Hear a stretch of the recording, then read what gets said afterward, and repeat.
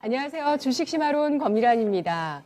또 변이 바이러스가 말썽을 피고 있습니다. 오늘장 개인 쪽에 매수가 유가증권 시장에서 7,500억 원 정도 잡히고 있으니까 패닉셀이라고 봐도 좀 무방할 것 같은데요.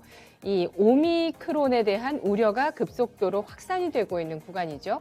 백신 효과에 대한 초기 데이터를 확인하기 전까지는 이 금융시장의 변동성 확대된 국면에서 이어질 것으로 예상이 되고 있습니다.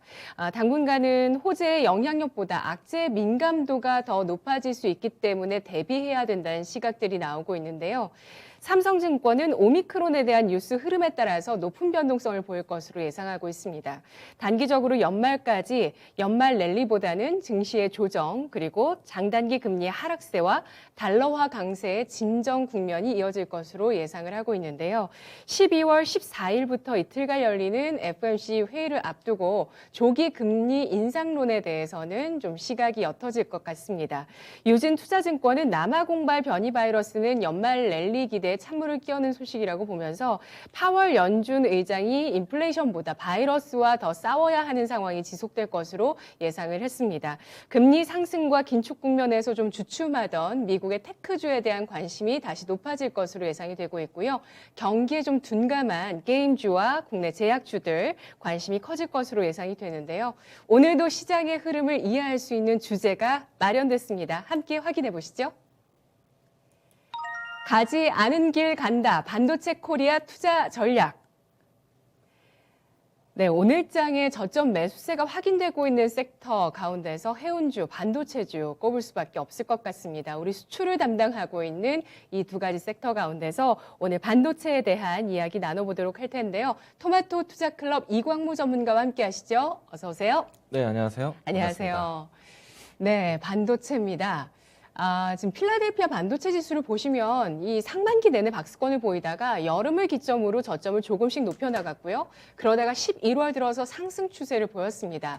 정배열로 진입을 한 상태에서 필라델피아 반도체 지수 상승 추세를 보여주는데요. 하지만 이 미국의 필라델피아 반도체 지수 같은 경우는 비메모리 반도체 비중이 높다고 하고요. 그러던 와중에 바로 지난주였죠. 지지난주가 됐네요. 이제는 지지난주 금요일에 마이크론의 주가 급등이 나오면서 나스닥과 마이크론의 디커플링으로 반도체 업황의 바다대에 대한 그 신뢰가 점차 높아지고 있다. 이런 얘기들이 나왔습니다. 여기에 이어서 지난주 또 중요한 뉴스가 나왔죠. 삼성의 미국 20조 원 투자 확정 소식이 나왔습니다. 이재용 부회장이 미국을 방문한다고 해서 뭐 관련주도 움직이고 굉장히 시장 관심이 높았었는데 미국의 20조 원의 파운드리의 신공장 설립, 이것이 의미하는 바가 뭘까요? 이제 드디어 이제 본격적으로 이 삼성 반도체에 대한 투자가 좀 적극적으로 나올 것 같고, 그리고 그동안 이제 미국과의 이 미국 안에서의 현지 투자에 대한 규모가 명확하게 소개가 안 됐었거든요. 근데 반도체라든지 2차 전지라든지 향후에 이제 바이오에 대한 산업까지도 좀 긍정적으로 생각하고 있는데 네. 미국 현재에 대한 투자에 대한 예고는 나왔지만은 규모에 대한 예상은 하지 못했었거든요. 근데 이제 이번에 제2 공장으로 시작으로 해서 20조 원에 대한 규모가 이제 본격적으로 좀 가시화되었고요.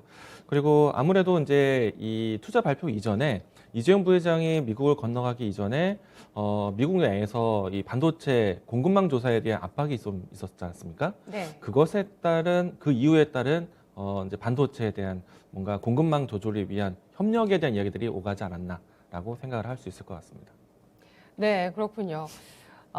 지금 이재용 부회장은 뭐 여러 가지 내용들을 조율하고 그리고 앞으로 삼성의 비전을 보여주기 위해서 네. 나아가야 하는 그런 부담을 네. 안고 있는 상황입니다. 미국을 방문하고 나서도 이재용 부회장이 시장의 냉혹한 현실을 보고 와서 마음이 무겁다 이렇게 발언하기도 했었는데요.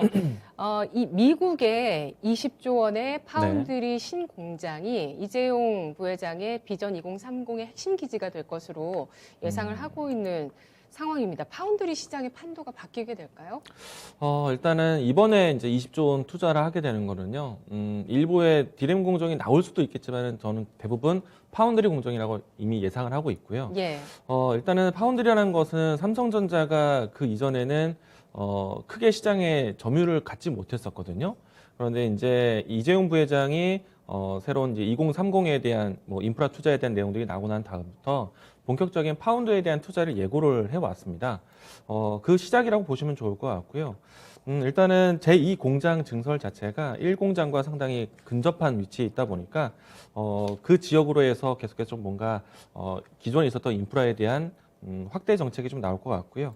우선은 22년 올해 착공을 시작하게 되고 그리고 양산은 24년 하반기에 진행될 것으로 예측을 하고 있는데 규모가 20조 원 규모입니다. 근데 사실은 시장에서 예측했을 때는 많게는 50조 원 규모까지 예상을 하고 있었거든요. 왜냐하면은 TSMC가 정말 큰 자금을 투자를 해서 미국의 공장 증설을 앞두고 있었기 때문에 삼성전자도 큰 규모의 투자가 이루어질 것이다라고 예상을 했는데 저는 20조 원 규모도 작진 않지만은 앞으로 추가 투자 가능성에 대한 부분들도 열려 있다라고 보시면 좋을 것 같고요. 그리고 이 공장을 통해서 삼성전자가 본격적으로 미국 내에서의 이 파운드리 투자를 전략적으로 이제 준비하는 것이다라고 보시면 좋을 것 같습니다. 네. 아무래도 이번 파운드리에 대한 공정은요, 기존에 국내에서의 공장 증설했던 기술을 그대로 뭔가 이제는 격차에 대한 부분들을 좀 줄여나가서 해외에서의 이제 투자도 이제 기술력에 대한 진입이 좀 본격적으로 될 것이기 때문에 앞으로 이제 TSMC라든지 그 밖에 주요 이 IT 기업들과의 협력이 더 중요해질 것이다라고 전망하시면 좋을 것 같고요. 일단은 이 삼성전자가 그동안에 끈끈한 협력 관계를 가지고 있었던 AMD 또 그리고 최근 2, 3년 동안의 계약을 새롭게 체결했었던 퀄컴과 협력이 좀 더 강화될 것으로 보고 있고요. 그리고 반도체 전반적인 시장에 대한 구조를 보셔야 되는데 삼성전자, SK하이닉스 비롯해서 TSMC 뭐 그밖에 주요 아시아권에 있는 기업들은요. 대체로 생산을 맡게 되는 기업들이 많고 대부분의 이제 설계 능력이라든지 팹리스 기업들 같은 경우에는 미국 기업들이 많습니다. 네. 그런데 이제 미국의 이제 TSMC라든지 삼성전자가 본격적으로 공장을 증설한다. 비메모리 쪽 파운드리를 증설한다는 것은 미국 팹리스 기업과의 협력을 더 키우겠다는 얘기입니다. 그러면은 AMD가 가지고 있는 협력사, 퀄컴이 가지고 있는 협력사, 그 밖에 추가적으로 이 나눌 수 있는 고객사 확보에 TSMC와 삼성전자가 본격적인 경쟁에 뛰어들었다라고 보시면 될 것 같고요. 일단 이제 삼성전자뿐만 아니라 주요 이 기술력을 가지고 있는 기업들이 미국 지역의 공장 증설을 준비를 합니다. 가장 큰 투자를 준비하는 곳은 TSMC가 될 것 같고요. 그 기술 경쟁도 TSMC가 많이 하게 될 텐데 지금은 이제 삼성전자 TSMC의 경쟁에 인텔도 못지않게 투자를 준비하고 있거든요. 근데 인텔도 두 곳에 투자 공장 증설을 준비하는 것만큼 파운드리에 대한 이제 경쟁이 이제 막 열렸다라고 보셔도 과언이 아닐 것 같습니다. 네, 삼성전자의 미국 파운드리 신공장 이제 내년부터 네. 착공을 해서 2024년에 본격적으로 가동이 된다면 좀 더 시장에서는 파운드리 기업으로 삼성전자를 우리가 인식할 수 있는 그 시각의 변화가 좀 서서히 나오지 않을까라는 생각도 네. 듭니다. 미국에서 세제 혜택도 받고 또 미국 내 고객사를 확보하는 효과 나타날 것으로 보고 있고요. 지금 20조 원이지만 그 이상의 추가 투자 가능성도 배제할 수 없는 상황이라고 하네요. TSMC 경쟁사가 있는 대만 같은 경우는 반도체 덕분에 GDP가 올해 6.09% 성장할 것으로 상향 조정을 한 상황입니다. 주말에 나온 소식인데요. 대만 행정원에 따르면 기자회견을 통해서 밝혔다고 합니다.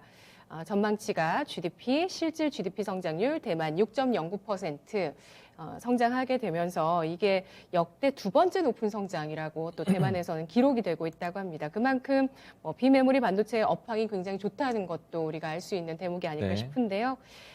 미국이 중국에 또 견제구를 날리고 있습니다. 중국 내에 반도체 투자에 대해서 제동을 걸고 있는 상황 때문에 SK하이닉스가 또 네. 영향을 받고 있다면서요. 일단은 중국에서도 반도체 이 자급자족을 위한 정책을 이미 펼쳐왔었거든요.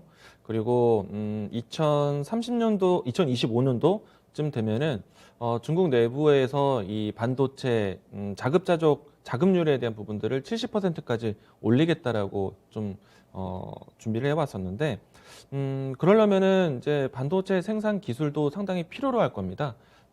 이 때문에 이제 이 중국 정부에서도 대규모 투자를 좀 준비를 해왔고요. 그 투자에 좀 같은 이 동반 흐름을 SK 하이닉스가 좀 기대를 해왔습니다.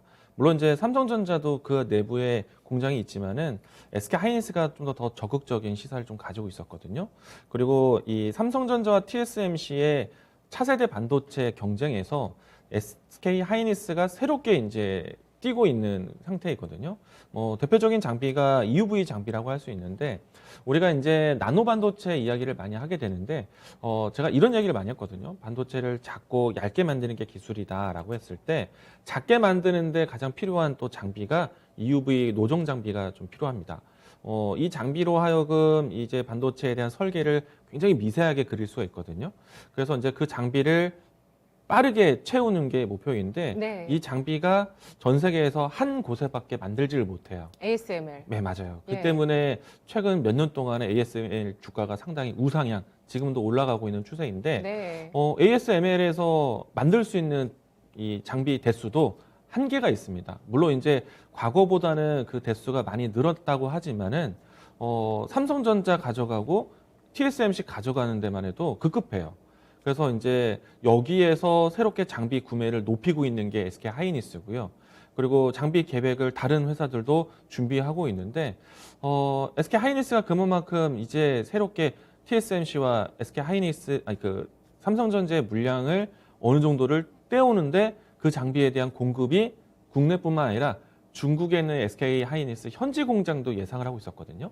근데 지금 이제 미국에서 반도체 장비에 대한 제재를 가한 게 차세대 반도체에 대한 이 흐름을 따라가기 위해서는 분명히 작게 만들 수 있는 EUV 공정 장비가 필요한데 그 EUV 공정 장비를 중국에 반입할 수 없게 제동을 걸어놨습니다. 네. 그렇다 보니까 중국 내부에서도 차세대 반도체 기술 발전에 상당히 제동이 생겼고 여기에 SK 하이닉스가 장비를 들이려고 예상을 했는데 그 부분에도 차질이 생겼고 이다 보니까 중국에 대한 기술 발전도 좀 이 불확실성에 빠졌고요. 또 SK 하이닉스도 동방 성장에 대한 부분들이 좀 제동이 걸리다 보니까 국내에서도 뭐 어느 정도 좀 의식이 될 수밖에 없다라고 할 수가 있겠습니다.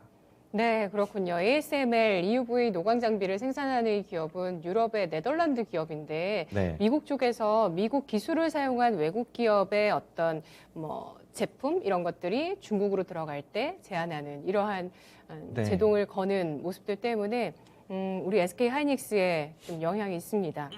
뿐만 아니라 지금 반도체가 올해 워낙 부족 현상이 심화됐었다 보니까 미국에서는 여러 회의들이 있었고 그런 과정에서 우리 기업을 향해서 반도체 공급망의 정보를 제출하라 이런 내용이 네. 있었거든요. 이 사안에 대해서는 지금 어디까지 이미 진행이 이제 됐을까요? 보고서 제출이 끝났고 네, 그 보고서 제출 기간이 대략 3개월 정도 있었거든요.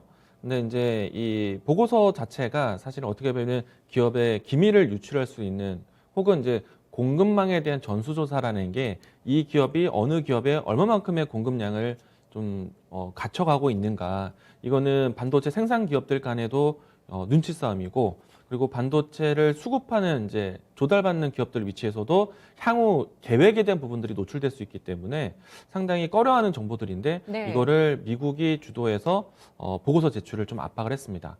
이 반도체 공급 대책에 대한 회의가 대략 올해 3번째 이루어졌거든요.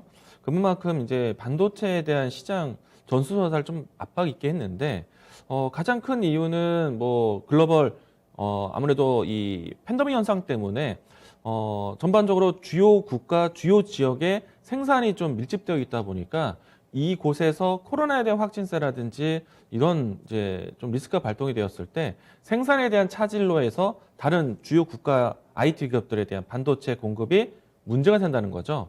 뭐 이 때문에 반도체를 받아서 만들어야 되는 제품에 대한 차질이라든지 자동차 쇼티지 현상도 나왔었고 네. PC 공급에 대한 차질도 나올 수밖에 없고 이런 것들은 연쇄적으로 산업에 미칠 수 있는 영향을 크게 미치기 때문에 취지는 좋았습니다. 글로벌 전반적인 공급망에 대한 부분들을 얽혀 있는 것들을 풀어나가자, 협력을 좀 더 강화하자라는 이야기를 꺼내왔지만은 사실 내면으로 본다면은 이 안에서 미국 기업의 자국 기업에 대한 공급망이 훼손되는 것을 막기 위한 그러니까 미국 기업으로의 공급망을 먼저 우선시하기 위해서 이런 부분들이 나온 것이 아니냐라는 질타의 눈빛도 있었고요.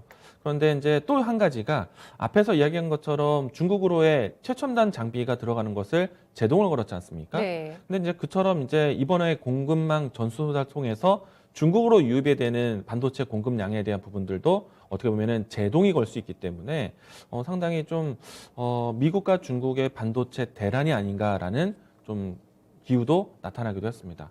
근데 앞에서 이야기해 주신 것처럼 미국이 중국의 반도체 투자에 대한 제동을 거는 가장 큰 이유 중에 하나는요. 반도체 현재 만들어지고 있는 반도체에 대한 역사가 대략 한 2, 30년 정도 됐거든요. 근데 지금 만들어지고 있는 반도체에 대한 세대가 1세대 반도체예요. 근데 이제 앞으로 2세대, 3세대로 빠르게 넘어갈 것으로 예상을 하고 있지만은 워낙에 소재에 대한 이 1세대 반도체에 대한 근본 이제 원천적인 기술이 미국이 다 가지고 있어요. 네. 그리고 설계에 대한 로직이나 이런 것들이 대부분 원천 기술이 미국이 가지고 있다 보니까 우리 기술로 해서 만들어진 반도체에 대한 사용에 대한 로열티 이런 부분들이 압박의 요지가 돼서 중국에서는 어떤 방식을 내놓아도 지금 미국이 우리 기술에 대한 로열티에 대한 부분들을 좀 만약에 시사를 한다라면은 중국은 사용할 수가 없게 되어 있습니다. 그리고 생산은 아시아 지역들이 많이 하지만은 네. 설계에 대한 대부분들은 미국에서 진행이 되고 있고요. 그리고 반도체가 사용되고 있는 플랫폼, 뭐 윈도우 운영 체제라든지 CPU 생산 자체가 미국에서 대부분 99% 만들어지다 보니까 이들 기업으로 하여금 플랫폼에 대한 사용이 제한이 되게 되면은 반도체를 아무리 열심히 만들고 기술이 좋아도 무용지물 되게 됩니다. 그렇다 보니까 주요 글로벌 반도체 기업들이 미국에 대한 이야기들을 따라갈 수밖에 없어요. 그래서 한편으로는 미국이 반도체 줄 세우기가 아닌 것이냐라는 네, 얘기까지 네. 나오기도 했었는데 이 문제가 처음에는 그래도 글로벌 전반적인 협력 강화다라고 이야기가 되었고 또 실질적으로 이 부분들이 오히려 공급에 대한 해소가 좀 되기도 했었거든요. 왜냐하면은 공급과 수요에 대한 전수조사로 인해서 우리가 이제 뭔가 재고에 대한 이 가이드가 좀 관리가 되다 보니까 일부 이 보고서 제출 이후에 긍정적인 면만 좀 시사가 되면서 최근 한 달여 동안에 반도체 관련된 종목들이 상당히 좋았습니다. 그런데 이제 지금 계속해서 이 최첨단 반도체 장비가 중국에 들어가는 것에 대한 제동이 본격화되다 보니까 미국과 중국의 반도체 패권 전쟁에 대한 부분들이 다시 한번 좀 수면 위로 올라오고 있는 시기다라고 할 수가 있겠습니다. 네. 코로나로 인해서 많은 부분의 공급망의 훼손과 또 제한들이 발생을 했고 거기서 부각되는 것이 바로 전략적인 물자, 반도체, 네. 또 백신 뭐 이런 것들이 아닐까라는 네. 생각이 듭니다. 근데 역으로 이 미중 반도체 갈등으로 인해서 수급이 좀 개선됐다고 판단할 수도 있는 거 아니냐는 시각이 있는데 네, 맞아요. 동의하시나요? 예, 네, 그런 것 같습니다. 왜냐하면은 지난해 연말 때부터 해서 올해 그리고 또 내년까지도 이야기가 되고 있는 거는 반도체 생산에 대한 팬데믹 현상, 셧다운 문제는 사실은 크게 영향이 되지는 않아요. 대신에 공급에 대한 문제보다는 지금 계속 가동은 되고 있거든요. 그런데 그럼에도 불구하고 수요처가 너무나 많다 보니까 공급이 지금 수요를 따라가기 힘든 버거운 형태에 있습니다. 네. 그리고 초창기에는 이 팬데믹 현상이 실질적으로 공장에 대한 가동을 멈춰 세웠어요. 이 때문에 반도체를 공수받아야 되는 기업들이 언제 어떻게 동선에 의해서 이 셧다운이 나올 수 있기 때문에 발주에 대한 스케줄을 먼저 앞당겼습니다. 그래서 코로나에 대한 사태가 초창기 때는 반도체 기업들은 선 발주가 나오면서 오히려 실적이 먼저 앞당겨진 거죠. 그리고 난 다음에 시장이 실질적으로 사회적 거리두기, 이동에 대한 제한이 생겼고 그러다 보니까 대부분 이 재택근무화라든지 화상회의라든지 이렇게 이제 언택트 사회가 좀 연출이 되었고요. 그리고 언택트 환경에서 아무래도 업무를 진행하다 보니까 이 장비 구매도 상당히 높아졌습니다. 특히나 이제 교육 환경도 마찬가지였고 우리나라로 본다면은 노트북 구매 안 한 집이 없을 정도로 네네. 대부분 노트북 구매가 높아졌고 전 세계적으로 이런 부분들이 하나의 트렌드가 되다 보니까 언택트 그러니까 미래에 어차피 올 수밖에 없었던 산업들이 코로나 사태로 인해서 좀 더 앞당겨진 거죠. 그렇다 보니까 이 부분들이 반도체라든지 이와 같은 세트 상품 만드는 회사들이 상당히 수요가 밀려 있는 상태입니다. 그리고 또 한 가지가 우리가 이제 이 아무래도 주변 분들을 만나기 힘들다 보니까 나홀로 생활하는 시간이 좀 더 많이 늘어나게 됐잖아요. 그렇게 되다 보니까 스트리밍 서비스, 그러니까 유튜브라든지 넷플릭스라든지 이런 이제 구매 시청자들이 굉장히 높아졌습니다. 이거는 코로나 영향이 컸다라고 할 수 있을 것 같아요. 그렇죠? 네, 네. 맞아요. 저도 이제 넷플릭스 정말 많이 보게 되었거든요. 저도 네. 가입하고 노트북도 하나 사고 아, 다 그러셨죠. 저에 해당하는 얘기들이네요. 네. 그러니까 실질적으로 전자기기를 구매하는 것이 높아지다 보니까 네, 그 안에 들어가는 부품도 당연히 수요가 늘어날 수밖에 없었고, 음, 음. 그리고 넷플릭스라든지 OTT 시장이 커지다 보니까 이들 기업들이 서버를 원활하게 공급을 해줘야 돼요. 그럼 스트리밍 서비스에 대한 공급을 하기 위해서는 서버 구축을 해줘야 됩니다. 근데 서버 구축을 하기 위해서는 또 PC 구매를 해야 돼요. 그렇다 보니까 이런 이제 선순환이 되다 보니까 지난해까지도 올해도 이 반도체에 대한 수요가 폭발적으로 공급이 유지가 되었고 3분기, 2, 3분기 때 반도체에 대한 성수기가 조금은 이제는 반도체 가격이 조정 나올 수도 있다라고 예상을 했지만은 실질적으로 기업에 대한 실적을 열어봤을 때 네. 삼성전자와 SK하이닉스에 대한 실적은 서프라이즈가 나왔어요. 그리고 그 이 반도체 어떻게 보면은 가격이 조정받는 그 시기에서 이제는 다시 한번 윈도우 11이라든지 그리고 인텔의 12세대 CPU라든지 새로운 플랫폼이 나오다 보니까 이 플랫폼을 기다리고 있었던 노트북이라든지 PC가 이제는 출시를 본격적으로 할 수가 있게 됐습니다. 그러니까 노트북을 혹은 컴퓨터를 구매하려고 했었던 층도 그 이전까지는 새로운 플랫폼이 나오기 이전까지는 기다리는 입장이었는데 이제는 윈도우 새롭게 깔렸고 CPU도 좀 더 상향된 CPU가 이제 출시되었기 때문에 노트북 구매, 뭐 PC 구매를 안 할 이유가 없게 된 거예요. 그러면 이거는 개인적인 수요도 있었겠지만은 가장 중요한 거는 기업의 구매거든요. 기업의 입장에서는 윈도우와 그리고 CPU의 호환성에 대한 부분들만 좀 더 테스트가 맞춰진다라면은 이제는 서버를 구축하기 위한 데이터 센터를 구축하기 위한 PC를 구매를 대량으로 하게 될 겁니다. 네. 보통의 이제 호환 이 시스템이 구축되는 기간을 대략 6개월 정도 예상하거든요. 그럼 시기가 내년 정도 되겠네요. 출시가 윈도우가 10월 달에 나왔고요. 예. 그리고 인텔의 CPU가 오랜만에 나왔어요. 3년 만에 나왔는데 이게 11월 달에 나왔습니다. 그러면 이제 안정화되는 데까지 한 6개월 정도 뭐랄까 이제 업데이트 호환 이런 부분들을 좀 갖춰가는 3개월, 6개월 정도 사이클만 본다라면은 아마도 내년 하반기에는 정말 구글부터 페이스북, 뭐 넷플릭스, 뭐 그밖에 이 IT 기업들에 대한 데이터 센터 구축이 본격적으로 나올 겁니다. 네. 그러면은 또 다시 한번 PC라든지 뭐 이런 이제 IT 기기에 대한 수요가 늘어날 수밖에 없기 때문에 반도체에 대한 지금 가격 상승 이보다 더 큰 사이클이 내년에 있기 때문에 시장의 기후 때문에 반도체 종목들의 조정 저는 오히려 싸게 살 수 있는 기회가 되는 거죠. 기업들이 돈 벌 수 있는 시기가 예상이 되는데 그러면은 시장의 기후 때문에 조정받는다 오히려 사야 되는 시점으로 반영이 된다라고 할 수 있겠고요. 그리고 처음에 물어보셨던 거는 이제 공급량에 대한 이야기들이잖아요. 이제 미국이 중국을 압박하다 보니까 중국 내부에서의 반도체 생산을 못하게 되는 겁니다. SK하이닉스나 삼성전자가 기계를 더 들여서 중국에서도 반도체 자급자족, 중국 내부에서 만든 반도체를 활용하겠다고 했으니까 해외 글로벌 기업들이 중국 안으로 들어갈 수밖에 없어요. 왜냐하면 밖에서 만들어서 들어간다라면은 이거는 수출에 대한 제한이 생길 수 있기 때문에 중국 내부에서는 수입이겠죠.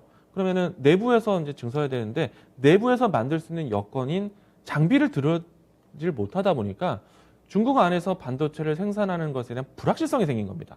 그러면은 이제 수요와 공급에 대한 논리로 인해서 반도체 가격이 결정이 돼야 되는데 공급에 대한 차질이 불확실성한 거예요. 네. 그러면은 공급에 대한 희소성이 생기기 때문에 반도체 가격이 살아나게 되겠죠. 그리고 수요는 여전히 살아있는 상태고. 그러니까 이제 그동안에 반도체 고정 가격과 현물 가격에 대한 이격이 생겨서 이제는 현물 가격이 고정 가격이 따라갈 것이다라고 예상을 해왔는데 이제는 공급에 대한 수요와 공급의 논리 때문에 가격이 올라갈 수밖에 없는 거예요. 그래서 이번에 이제 4분기, 뭐 늦어진다면 내년 1분기 때 반도체 가격에 대한 정상화를 예상을 할 수밖에 없는 겁니다. 그러니까 이게 네. 이제 공급망 해소가 자연스럽게 나타나는 거죠. 네. 네. 그렇군요. 올 여름에 8월에 네. 미국에서는 이제 디램의 겨울이 오고 있다라는 전망이 나왔습니다. PC용 디램의 네. 가격에 대한 전망이었는데요. 하지만 그로부터 지금 한 석 달 정도 지난 지금 외국인 투자자들이 그동안 10월까지 가장 많이 팔았던 삼성전자와 SK 하이닉스에 대해서 이달 11월 들어서 4주 연속 외국인은 사고 있고요. 매수 우위를 시장에서 보여주고 있는 가운데 이달 들어서 가장 많이 사들인 종목이 SK 하이닉스 그리고 삼성전자 순이었습니다. 자, 이들 종목을 중심으로 해서 전기전자를 사고 있고 외국인 현재 이달 들어서 유가증권 시장에서 한 주 동안 또 1조를 더 샀더라고요. 그래서 현재 기준으로 봤을 때 2조 7,200억 원 11월 들어서 순매수하면서 이 반도체에 대한 좀 강력한 저점 매수를 보여주고 있는 외국인의 수급도 확인이 되고 있는 상황입니다. 말씀 들어봤을 때 이제 미국과 중국의 반도체 패권 다툼으로 인해서 중국 내의 어떤 공급 자체가 좀 타이트해졌다는 점 반도체에서 확인이 되고 있고요. 수요 차원에서는 뭐 PC용이든 서버용이든 이제 수요가 늘어날 수밖에 없는 이벤트가 형성이 됐습니다. 바로 윈도우 11 그리고 또 CPU의 업그레이드 이러한 이슈들로 인해서 내년 정도에 기업 차원에서의 수요가 급증할 시기가 올 것이다라고 전망을 해주셨는데요. 또 미국 쪽은 반도체 특허를 갖고 있기 때문에 앞으로 또 중국을 또 전 세계 공급망을 어떻게 흔들지는 계속 불확실성이 될 수밖에 없을 것 같습니다. 네. 네. 또 하나가 이제 코로나와 이번에 이 반도체 보고서 제출 이후에 예. 나타나게 된 환경 중에 하나는 어떻게 보면 이제 이 반도체 보호주의 정책이 좀 바뀌었다라고 할 수 있겠습니다. 이게 네. 뭐냐면은 그동안에 우리나라가 이제 디램만 봤을 때 삼성전자, SK하이닉스가 전 세계 반도체 과비중을 가지고 있어요. 이번에 어떻게 보면은 팬데믹 현상 때문에 하반기 때 삼성전자, SK하이닉스의 점유율이 80%를 회복을 했습니다. SK하이닉스와 삼성전자의 반도체, 디램 반도체의 가장 큰 점유율이 80%대였거든요. 네. 보통은 낮아졌을 때 60% 정도 담당을 하고 있었고 이번에 다시 80%로 회복을 했습니다. 그렇다 보니까 그런 상태에서 그럼에도 불구하고 이 기술에 대한 부분들 진입 장벽을 절대 놓아주지 않았어요. 이게 무슨 말이냐면은 삼성전자가 반도체 투자에 대한 이 공장 증설에 대한 투자를 평택 기지부터 해서 뭐 굉장히 투자를 많이 했잖아요. 이거는 사실 우리나라 내부에서만 투자한 것은 아니거든요. 중국에 대한 반도체 공장, 또 미국에서도 공장이 좀 오스틴 공장이 있고, 그런데 실질적으로 기술이 가장 높은 반도체 생산 공정은 외국에다 짓지 않았습니다. 우리나라 내부에서만 지었어요. 그런데 이제 이번에 이재용 부회장도 미국을 방문했을 때, 우리나라에서의 기술, 높은 기술이 필요했던 반도체 생산 공정을 미국에서도 이제 준비를 하게 되는 겁니다. 근데 이제 여기서 또 한 가지가 TSMC도 마찬가지예요. 근데 TSMC는 좀 여건이 조금 다릅니다.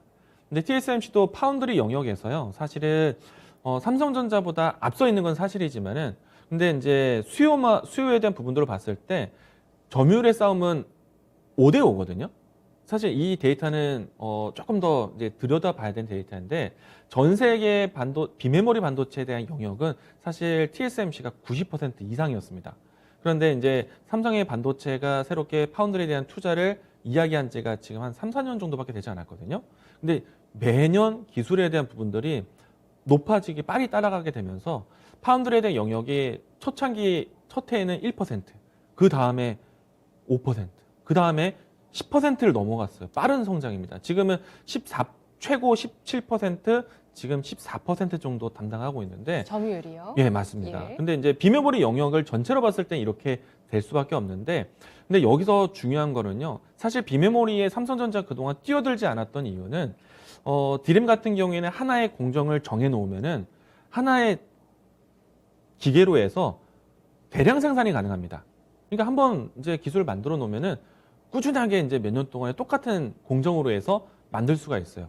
그리고 이 기술에 대한 차이는 굉장히 높아요. 그래서 장벽이 높은 거죠.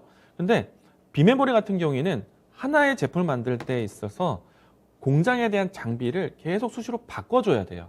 근데 생산에 대한 공급에 대한 양은 그만큼 많지가 않습니다. 예를 들어서 디램이 하나의 공정으로 해서 수주를 따내게 되면은 100만 개다라고 했을 때 비메모리는 만 개, 10만 개 이하 수준밖에 안 되는 거예요.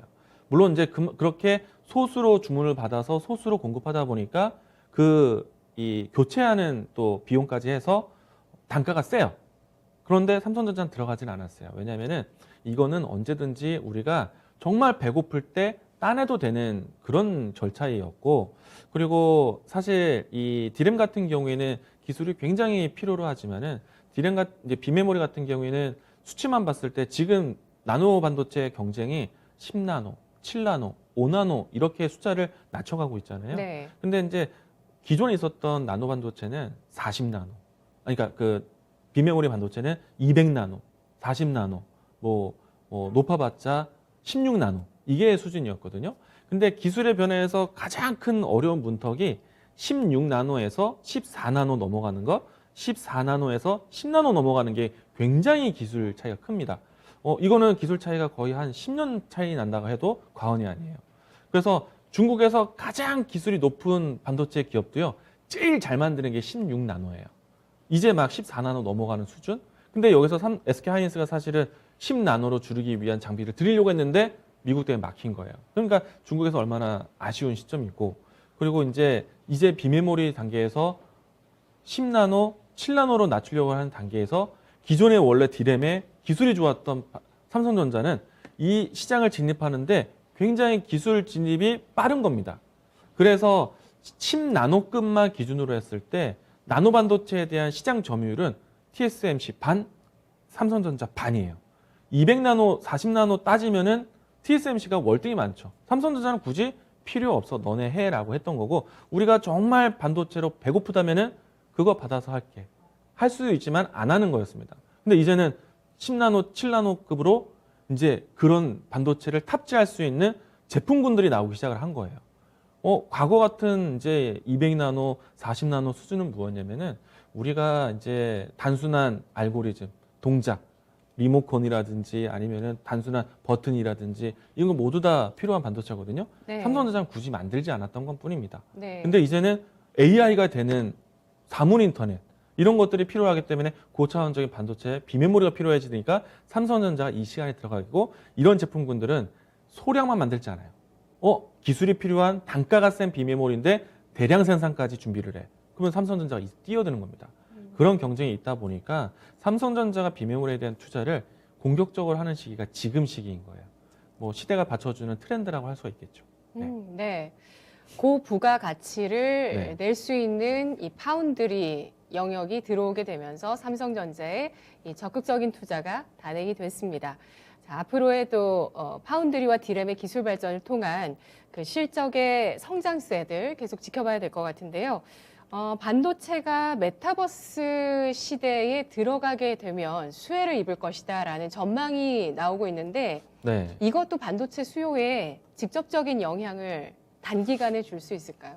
단기간에 메타버스가 구현되지는 않을 것 같아요. 제가 봤을 때는 메타버스라는 거는 우리가 가상현실, 예를 들어서 단순하게 PC로 들어가서 가상의 세계에 구현한다라면은 하나의 게임이라면 하나의 세계관을 가질 텐데, 근데 메타버스라는 거는 하나의 게임사가 아니라 모든 전 세계의 어떻게 보면은 기업들이 참여하는 세계관들이 다양하게 되는 거거든요. 근데 그 세계관을 만들기 위해서는 기업들이 모두 다 참여하고 또 구축하는데 상당한 시간이 필요할 것 같아요. 근데 다만 이제 우리가 최근에 주가의 관심으로만 봤을 때 메타버스라는 그 앞으로 무궁무진한 시장이 있다 보니까 그 기대감으로 인해서 메타버스 관련된 종목도 상당히 강했잖아요. 그래서 메타버스 키워드에서 상당히 관심이 높을 수밖에 없어요. 그런데 그 메타버스 시장이라는 것 자체가 그 시장을 만드는 하드웨어적인 부분들은 당연히 기술이 필요한 거겠죠. 소프트웨어 기술이. 그 소프트웨어 기술이 구축되기 위해서는 하드웨어 반도체가 당연히 필요할 수밖에 없을 거예요. 일단은 제가 이야기도 하면은 메타버스 실현을 위한 컴퓨팅, 아키텍처, 설계, ICT 기술 이런 것들이 필요하게 되겠고, 그리고 그런 것들이 구동될 수 있도록 유지할 수 있는 서버 기술 필요할 것이고, 그리고 만약에 더 나아가서 메타버스라는 세계관에 들어가는 도구 역할을 PC가 아니라 우리가 어떤 전자기기로 예를 들어서 활용한다라면 이 전자기기에 대한 사용 자체도 당연히 이 프로그램을 돌릴 수 있는, 프로그램에 대한 설계할 수 있는 반도체가 당연히 필요할 수밖에 없겠고 네. 또 메타버스 시장을 굉장히 크게 보는 거는 우리가 게임에 들어가듯이 가상현상 들어간다 그런 그런 현상만 산업만 있는 것이 아니고 메타버스라는 이 가상현실을 만들어서 우리가 뭐 많은 산업군에서 시뮬레이션을 할 수가 있는 거겠죠. 예를 들어서 가상현실을 만드는 것도 다양한 산업군에서 시뮬레이션을 하기 위한 거거든요. 예를 들어 디자인에 대한 시뮬레이션, 네. 안전에 관련된 시뮬레이션, 여러 가지 구조적인 부분에 대한 시뮬레이션을 할 수 있기 때문에 시뮬레이션뿐만 아니라 뭐 협업까지도 그렇죠. 할 수 있게 그럴 만드는 수 있을 것 플랫폼이 같아요. 되니까요. 예. 예. 그렇다 보니까 많은 산업군에서 메타버스에 대한 기술을 도입할 것이다라는 전망이 있기 때문에 예. 그러면 그만큼 그 시스템을 갖추기 위한 설계를 하기 위한 구축 컴퓨터가 필요할 수밖에 없겠죠. 또 컴퓨터의 가장 기본적인 단위가 반도체이기 때문에 메타버스 좋아하시는 만큼 그 끝은 반도체에 대한 시장이다라고 보시면 될 것 같습니다.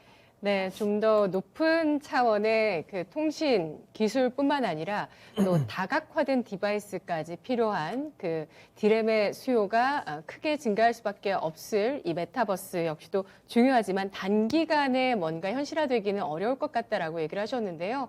네. 저는 어쩌면 단기간에도 가능하지 네. 않을까.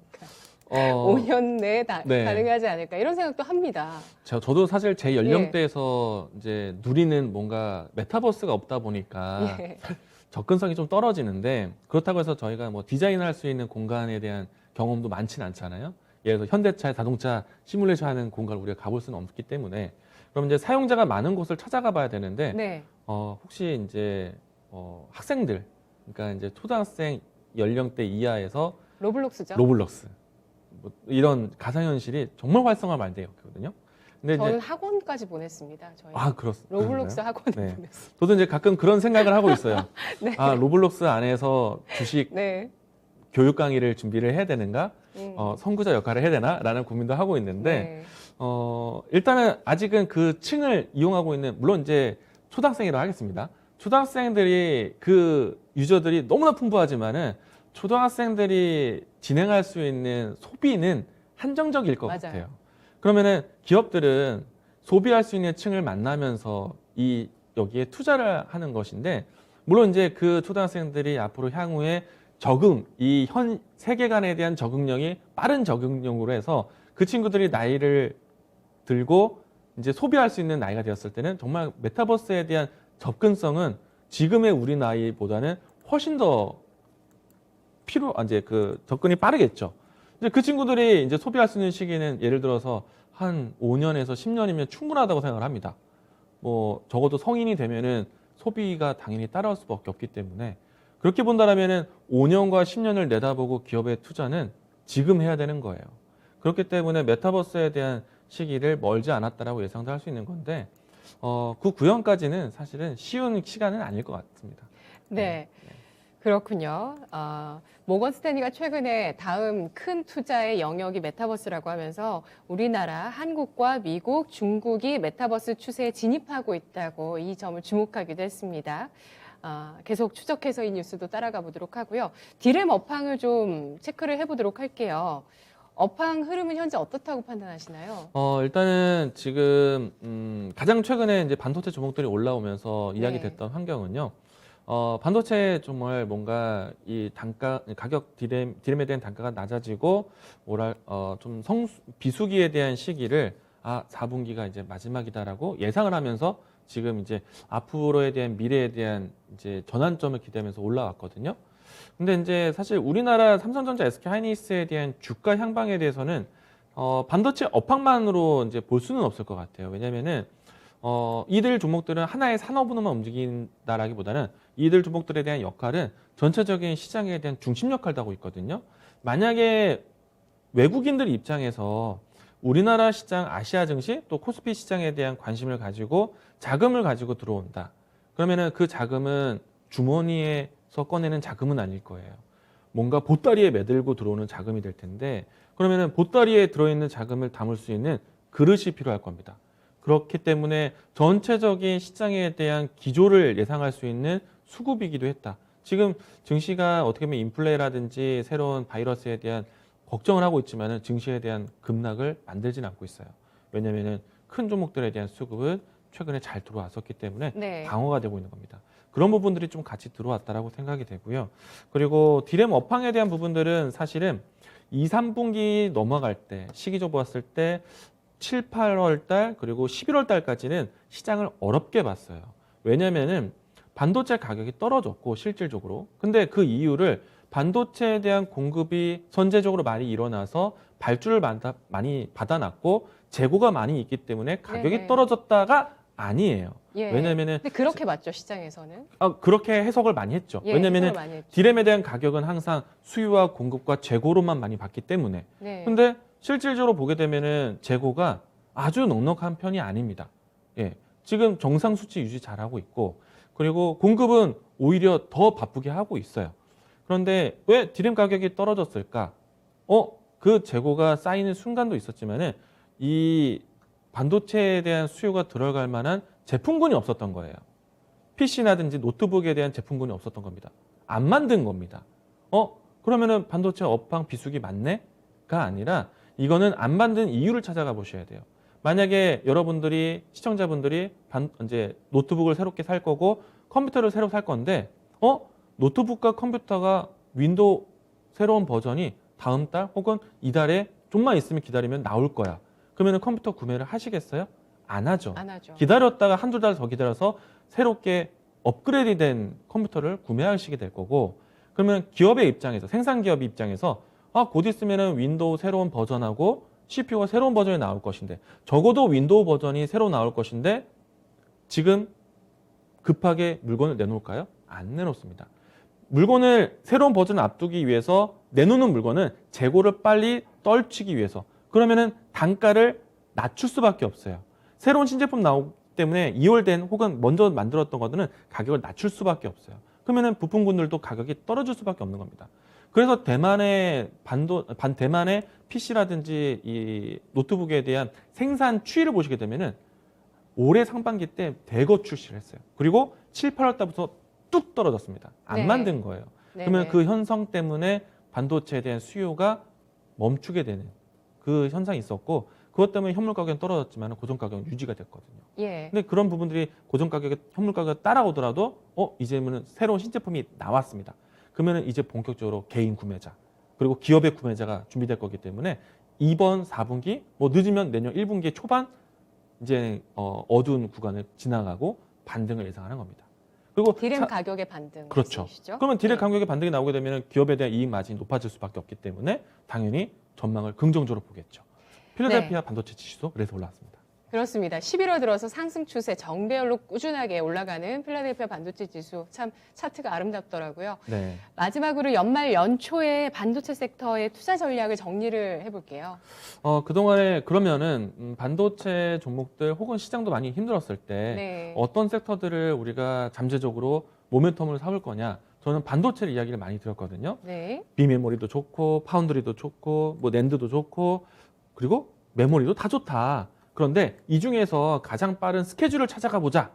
우리가 이제 차세대 반도체를 기다려야 되는데 가장 준비되어 있는 스케줄은요 DDR5였습니다. 이 때문에 D램 관련된 DDR5 세대 교체가 나왔을 때 수혜될 수 있는 PCB 기업들, 심데코, 심텍, 대덕전자, 코리아서키트 이야기를 많이 들었는데 어느 정도 퍼포먼스 나왔어요. 그리고 이들 기업들에 대한 성수기는 내년에 이제 기대합니다. 저는 이 종목들이 끝났다고 보는 것은 아니에요.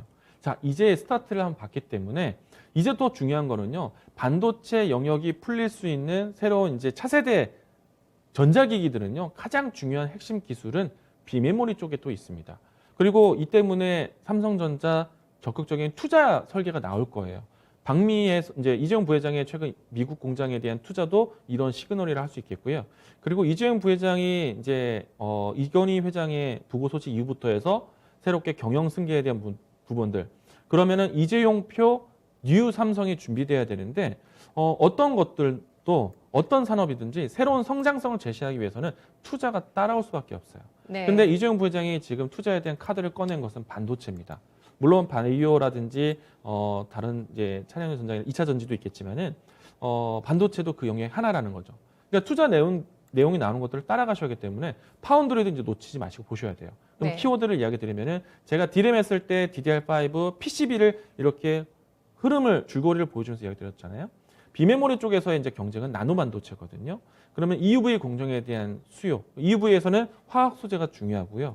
그리고 이 파운드리 쪽으로 이제 넘어가게 되면은 전력에 대한 손실이라든지 방어가 중요합니다. 이건 나중에 제가 한 번 더 길게 설명드리겠는데, 그래서 중요한 게 반도체 패키징이고, 그리고 반도체 테스트가 중요해요. 그래서 파운드리 쪽 영역을 보고 비메모리 쪽 영역을 준비한다. 그럼 반도체 후공정 쪽에서 테스트하고 패키징을 좀 관심 있게 보자라고 이야기 드리겠습니다. 네, 알겠습니다. 자, DRAM 중에서는 DDR5와 PCB, 그리고 비메모리 반도체 가운데서는 후공정의 테스트 업체, 그리고 패키징 업체 두 네. 가지죠. 이 두 가지 유망하게 판단을 해주셨고요. 연말 연초 그리고 내년 상반기까지 꾸준하게 한번 이들 종목들 체크해 보시는 것이 좋을 것 같습니다. 이광무 전문가였습니다. 고맙습니다. 네, 고맙습니다. 네, 가지 않는 길을 간다. 반도체 업종 전망해봤습니다. 비전 2030 삼성의 비전 어떻게 앞으로 10년 동안 실현될지 지켜보도록 하겠습니다. 자, 지금 시장 계속해서 전기전자에 대한 매수세가 기관 쪽으로도 들어오고 있는 상황이고요. 하지만 아시아 주식시장이 흔들리면서 우리 증시도 다시 한번 또 한 차례 흔들립니다. 2,900포인트, 990선에 대한 테스트 지금 나타나고 있습니다. 마감까지 토마토TV와 함께해 주세요. 지금까지 투자 판단에 도움드릴 수 있는 내용들이었고요. 다만 주가의 상승과 하락을 보장하지 않는다는 점을 유의하시면서 투자하시기 바라겠습니다. 시청해주신 여러분 고맙습니다.